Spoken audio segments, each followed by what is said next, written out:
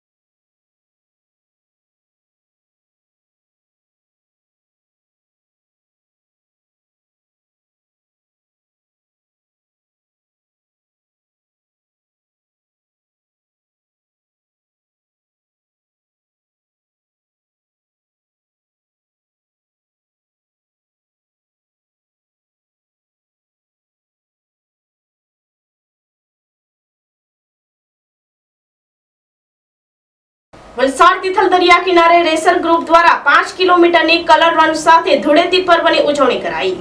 વલસાડમાં આ વર્ષે પણ હોળી અને ધૂળેટીનો ઉત્સવની ધામધૂમથી ઉજવણી કરાઈ હતી. જેમાં સ્વાસ્થ્ય પ્રેમી વલસાડ રેસર ગ્રુપ દ્વારા તિથલ દરિયા કિનારે 5 કિલોમીટરની કલર રન સાથે ધૂળેટીની ઉજવણી કરાઈ હતી. વલસાડમાં ગત વર્ષની જેમ આ વર્ષે પણ વલસાડ રેસર ક્લબ દ્વારા ધૂળેટી સાથે સ્વાસ્થ્યનો સંદેશો ફેલાવવા કલર રનનું આયોજન કર્યું હતું. જેમાં રેસર ક્લબના સભ્યો તેમજ અન્ય સ્વાસ્થ્ય પ્રેમીઓ તિથલ સ્વામિનારાયણ મંદિરથી સાંઈ મંદિર થઈ પરત થયા હતા. ત્યારબાદ દોડવીરોએ એકબીજા પર રંગોની છડો ઉછાળી ધૂળેટીનો ઉત્સવ મનાવ્યો હતો.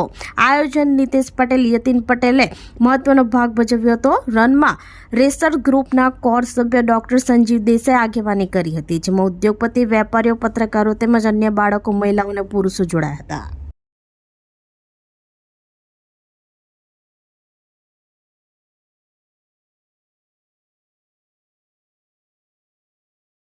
બિલાડના ગોપાલ કૃષ્ણ મંદિરના 50મો પાટોત્સવ નિમિત્તે ભાગવત કથાનો પ્રારંભ. કળિયુગમાં કૃષ્ણ કથા ભવસાગર તરી જવા માટે નૌકા સમાન છે હોવાનું જણાવતા કથાકાર પ્રફુલભાઈ શુક્લ. બિલાડના પ્રસિદ્ધ ગોપાલ કૃષ્ણ મંદિરના 50મા પાટોત્સવ પ્રસંગે કથાકાર પ્રફુલભાઈ શુક્લની 863મી ભાગવત કથાનો મંગલારંભ થયો હતો. હનુમાન મંદિરેથી કળશધારી બહેનો વાજા વાજિંત્ર સાથે ભવ્ય પોથીયાત્રા નીકળી હતી. મહેશભાઈ પુરોહિત પરિવારે પ્રથમ પોથી પૂજન કર્યું હતું. કથાના આચાર્ય વક્તા વિનયભાઈ નાયકે મંત્રોચ્ચાર કર્યા હતા. ગુજરાત રાધેશ્યામ પરિવારના વલસાડ જિલ્લા પ્રમુખ લક્ષ્મીબેન બારોટે પ્રાસંગિક ઉદ્બોધન કર્યું હતું. ઓસ્ટ્રેલિયાથી પરત આવેલા કથાકાર પ્રફુલભાઈ શુક્લે મંગલાચરણ કરતા કહ્યું હતું કે ભાગવત કથાનો વિચાર આવે એ પણ પૂર્વના પુણ્યનો ભાગ્યોદયનું પરિણામ છે. કળિયુગમાં કૃષ્ણ કથા ભવસાગર તરી જવા માટે નૌકા સમાન છે. બિમ્પોર દમણના કર્મકાંડ આચાર્ય ચેતનભાઈ જોશીએ આશીર્વચન આપ્યા હતા.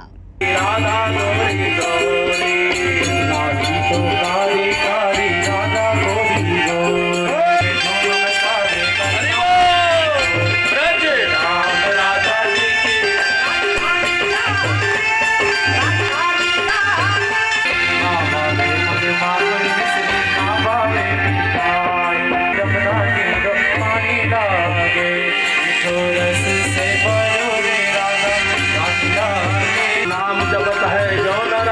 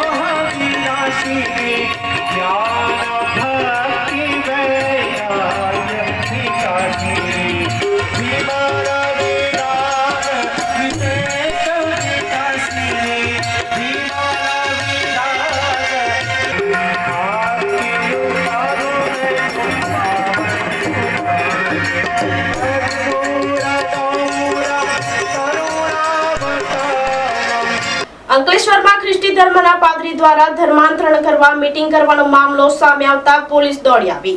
હિન્દુ સંગઠનો દ્વારા સ્થળ ઉપર પહોંચી હનુમાન ચાલીસાની ધૂન ચાલુ કરી.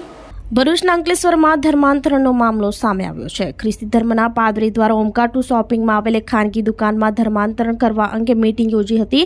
આ મીટિંગમાં અંકલેશ્વર શહેરના તેમજ આસપાસના ગામડાઓના કેટલાક હિન્દુઓને બોલાવવામાં આવ્યા હતા. આ ઘટનાની જાણ થતાં જ હિન્દુ સંગઠનો દ્વારા ઓમકાર ટુ બિલ્ડિંગમાં આવેલ મીટિંગો માડી દુકાનમાં પહોંચ્યા હતા. આ મીટિંગમાં ગુજરાતમાં પ્રતિબંધિત દારૂની રેડ વાઇન બોટલ પણ જોવા મળી હતી. ખ્રિસ્તી ધર્મના કેટલાક પુસ્તકો અને કાગળો પણ મળી આવ્યા હતા.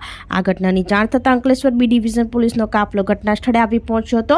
હિન્દુ સંગઠનો દ્વારા ધર્માંતરણ કરવા વાળી જગ્યા પર પોલીસની સામે જ હનુમાન ચાલીસાની ધૂન ચાલુ કરી હતી.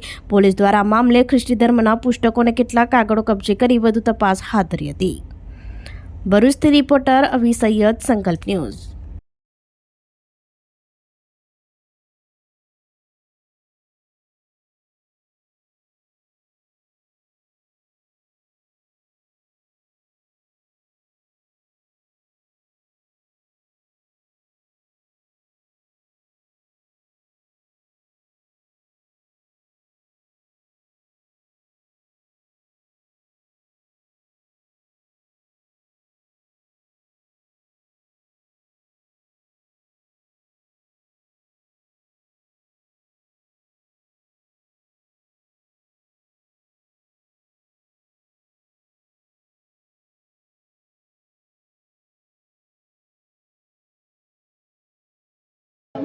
એ કેટલાક ખ્રિસ્તી ધર્મના લોકો, જેમાં રમેશભાઈ, વિશાલ પંચાલ અને એમના સાથીદારો છેલ્લા 3-4 દિવસથી આ હિન્દુ વિસ્તારોમાં પોતાના ધર્મને પ્રેરિત કરતો અને ઈસા મસીહને પ્રેરિત જીવન પ્રસંગ વિશે પ્રેરણા આપતું સાહિત્ય અને એમને પોતાના કાર્યક્રમમાં નિમંત્રણ આપવા માટેનું સાહિત્ય વેચતા હતા. અને આજ રોજ આ ઓમકાર કોમ્પ્લેક્સ G20ની ઓફિસની અંદર એ લોકોએ આ કાર્યક્રમ યોજ્યું હતું.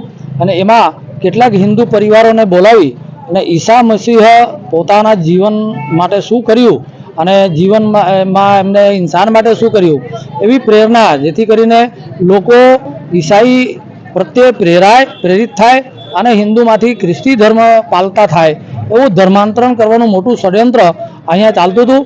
અને સાથે કેટલાક સાહિત્ય અને ઇલેક્ટ્રોનિક ઉપકરણો સાથે સાથે દારૂની બોટલ પણ લઈને એ લોકો આ કાર્યક્રમ કરી રહ્યા હતા. એ જેટલા હતા એ લગભગ 90% લોકો હિન્દુ જ હતા. પોતે જે ધર્માંતરણ કરાવવાનો પ્રયત્ન કરે છે એમના પણ પૂર્વજો હિન્દુ છે, પણ જે આજે જે લોકો કાર્યક્રમમાં સામેલ હતા એ લગભગ 90% લોકો હિન્દુ ધર્મ પાળતા છે. એમાં મુખ્ય જે છે એ રમેશભાઈ કરીને એક નામ છે, એ મુખ્ય સૂત્રધાર છે. આપણે રમેશભાઈ કીધું. તો આ તાજના સમાચારો, નવા સમાચારો સાથે કાલે ફરી મળીશું. નમસ્કાર. આપણી સંકલ્પ ન્યૂઝ ચેનલને સબસ્ક્રાઇબ અને લાઇક કરો, બેલ આઇકન દબાવો, જેથી આવનાર ન્યૂઝ અપડેટ્સની નોટિફિકેશન આપના મોબાઈલ પર સૌથી પહેલા પહોંચે. Like, subscribe and share the video.